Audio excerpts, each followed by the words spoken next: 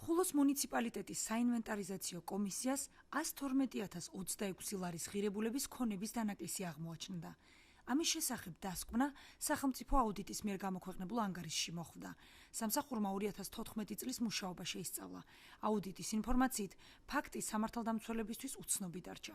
აუდიტმა ისიც გამოავლინა, რომ 2014 წლის ფინანსურ ანგარიშგებაში არასწორად არის ასახული სახელმწიფოსგან უსასყიდლოდ 845.418 ლარის ღირებულების ძირითადი აქტივების მიღება და გაცემა.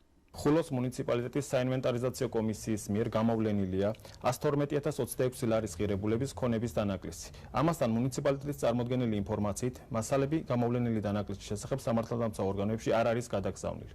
ხულოს მუნიციპალიტეტის 2014 წლის ფინანსურ ანგარიშგებაში არასწორად არის ასახული იმავე დონის სახელმწიფო ერთეულიდან უსასყიდლოდ 845.418 ლარის ღირებულების ძირითადი აქტივების მიღება და გაცემა. სახელმწიფო აუდიტის სამსახურის დასკვნას ხულოს გამგეობაში ნაწილობრივ ეთანხმებიან. მუნიციპალიტეტის გამგებლის მოადგილე განმარტავს, რომ უწყებაში ამ ეტაპზე ნაკლოვანებების გამომწვევ მიზეზებს ადგენენ.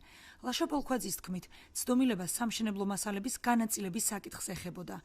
თუ დარღვევა დადასტურდება, მუნიციპალიტეტის გამგებელი საგამოძიებო ორგანოებს მიმართავს. ვფიქრობთ, რომ აღნიშნული დარღვევები და ნაკლოვანებები არ არის არსებითი ხასიათის და შესაბამისად მუნიციპალიტეტის მიერ განხორციელდა მასზე რეაგირება.